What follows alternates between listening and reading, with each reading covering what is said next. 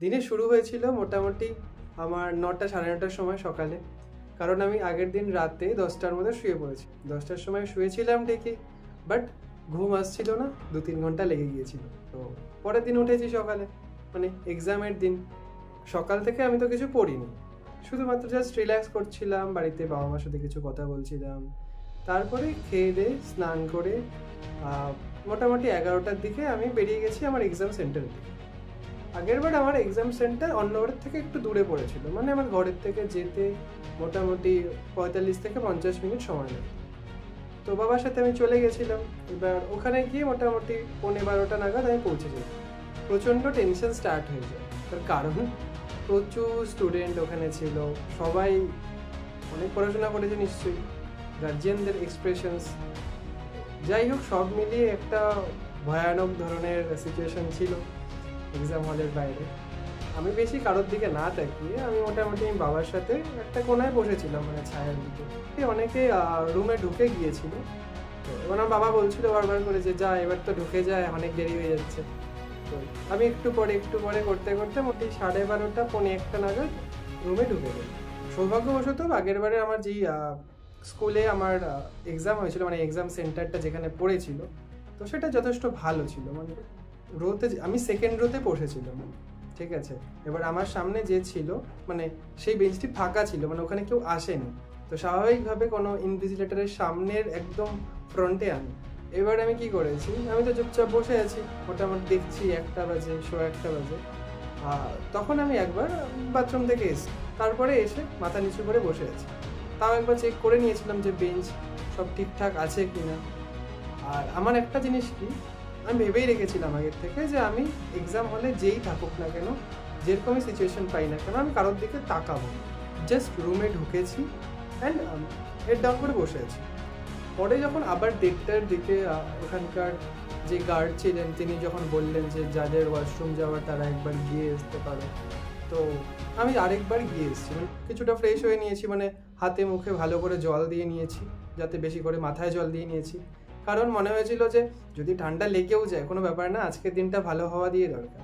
এসে যখন বসেছিলাম, সত্যি বলছি যা টেনশন হয়েছিল না, সেটা বলে বোঝানোর মতন না। একে তো ড্রপার হওয়ার প্রেশার, তার উপরে করতেই হবে। কিছুটা এক্সাইটমেন্টও ছিল, মেবি মনে মনে ভাবছিলাম যে হয়তো এটাই আমার লাস্ট 3 ঘন্টা হতে পারে, মানে এই বন্দি দশার বলতে গেলে। মনে মনে ভগবানের কাছে প্রে করছিলাম যে ভগবান আমি যাই করি না কেন, মানে আমি যদি সত্যি পরিশ্রম করে থাকি, তো যেটুকু করেছি প্লিজ আজকে ওটুকু দিয়ে দিও। মানে অন্য কিছু এর থেকে তোমাকে বেশি বলার নেই, এই যাত্রায় বাঁচিয়ে দিও। অনেক চেষ্টা তো করেছি, আর সত্যি বলতে যেটুকু করা বাবা মার জন্য। বাবা প্রচণ্ড সাপোর্ট করেছে, আমার নিজের থেকেও বেশি আমার বাবার জন্য, যে করতেই হবে এরকম একটা ব্যাপার ছিল। তো বসে বসে জাস্ট প্রে করছিলাম, আর সত্যি বলতে ভাবছিলাম যে এই যেগুলো মক টেস্টে যেগুলো ভুল করেছি, মিনস ধরো যে সিলি মিস্টেক হয়েছে, বা কোশ্চেন এর পড়তে ভুল হয়েছে, বা বাবলিং মিস্টেক হয়েছে, যেগুলোই হয়েছে কিনা সেগুলো আমি আর করবো না। এবং আমি টাইম ম্যানেজমেন্ট নিয়ে ভাবছিলাম, মানে প্রত্যেকটা সাবজেক্টে কতক্ষণ করে টাইম দেব, সেটার প্ল্যানিং আগের থেকেই করে রেখেছিলাম। যে কোনো সাবজেক্ট যদি আবার টাফ আসে, তো যাই হোক, যখন 1:45 বাজে প্রথম কোশ্চেন পেপার দেওয়া হয়, অবস্থা সত্যি খুব খারাপ। মানে মনে হচ্ছিল কিচ্ছু পারবো না, হাত পা ঠান্ডা হয়ে গেছে জাস্ট। এবার আমি কোশ্চেনটা নিয়েছি, প্রথমে ওপরে নাম যেগুলো লিখতে হয় ওগুলো লিখে নিয়েছি। যখন এক্সাম স্টার্ট হয়, ফার্স্টে তো আমি বায়ো দিয়ে স্টার্ট করেছি, তো প্রথমে মনে হচ্ছিল এবারও হয়তো হবে না, বায়োটা একটু লেন্দি মনে হচ্ছিল। পরে দেখি না, হয়ে গেছে। যখন বায়ো শেষ হয়েছে মোটামুটি আমার 3টে বাজে, তখন বাবলিং করা কমপ্লিট। ফিজিক্সটা মোটামুটি ঠিক করে করেছিলাম, কিন্তু কেমিস্ট্রিতে আমার সবচেয়ে বেশি অসুবিধে হয়েছে আগে। জানি না কেন, আমি যেরকম পড়ে গিয়েছিলাম আমার কাছে একটু ডিফিকাল্ট লাগছিল, তাই আমি ফিজিক্সে শিফট করে গিয়ে আগে ফিজিক্স কমপ্লিট করেছি, লাস্টের জন্য কেমিস্ট্রি রেখেছিলাম। তো কেমিস্ট্রি লাস্টে গিয়ে করেছি। এবার কি হয়েছে, মাঝে 3 ঘন্টা চলে তো গেছে, যখন 5টা বাজে আমার তখনও কিছুটা কোশ্চেন করা বাকি আছে কেমিস্ট্রিতে স্পেশালি। তো মনে কোথাও একটা গিয়ে আনন্দ যে না হয়তো এবার একটা কলেজ তো পেয়েই যাবো, কীরকম পাই সেটা ম্যাটার করে না, বাট পেয়ে যাবো। একটু ওভার এক্সাইটেড হয়ে গিয়েছিল, তো তার এফেক্টও পড়েছে স্বাভাবিকভাবে। যখন আমি বাবলিংগুলো ফিল করেছি লাস্টের দিকে, অ্যাজ ইট ইজ আমার আগের বারের মতন এবারও একটা বাবলিং মিস্টেক হয়ে গেছে, যেটা আমি বুঝতে পারিনি যখন 5:20 বাজে।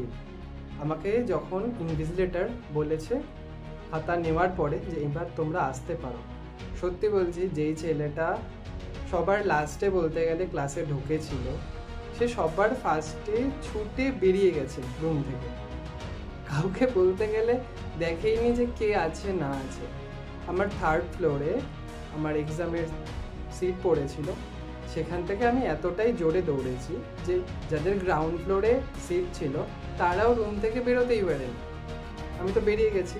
এবার দৌড়ে গেটের দিকে যাচ্ছি, তখন আমি আমার বাবাকে খুঁজছি যে আমার বাবা কোথায় আছে। তো যখনই বাবাকে দেখতে পেয়েছি, অন্যান্য গার্জিয়ানদের সাথে বাবাও ছিল ওখানে, আমি কারোর দিকে না তাকিয়ে জাস্ট বাবাকে বলেছি, বাবা এবার আমি মুক্তি পেয়ে গেলাম। মানে এটা কোনো ইচ্ছাকৃত না, আমি সেই মুহূর্তে যেই মানে অসহ্য যন্ত্রণাটা ছিল মনে হচ্ছিল সেটা এবার কেটে গেল, যে আমি এই কষ্টর থেকে মুক্ত, আমাকে আর এখানে এই বন্দি দশায় থাকতে হবে না। তো বাবাকে দেখে আমার খুব ভালো লাগছিল, কারণ অনেক দিন পরে বাবাকে আমি অত বেশি হ্যাপি দেখেছিলাম, আমার জন্য স্পেশাল। তো বাবা আমাকে মাঝে জিজ্ঞেস করেছিল যে বাবা এইমস হবে, আমি বললাম বাবা দেখো এইমস না হোক একটা কলেজ হবেই, এটুকু বলতে পারি। তো বাবার সাথে এসেছি বাড়িতে, আমার মা তো ভাবছিল এবারও আসতে দেরি হচ্ছে, মিন্স এক্সাম হয়তো ভালো হয়নি।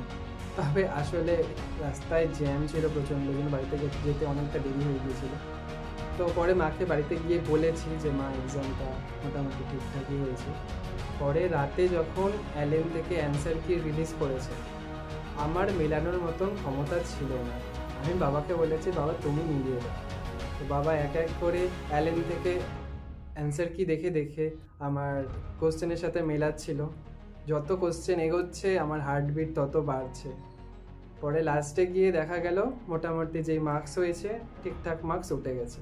এবার রাতে তো সবাই প্রচণ্ড খুশি, তবে সেই দিন রাতে সত্যি কথা বলতে আমার একদম ঘুম হয়নি।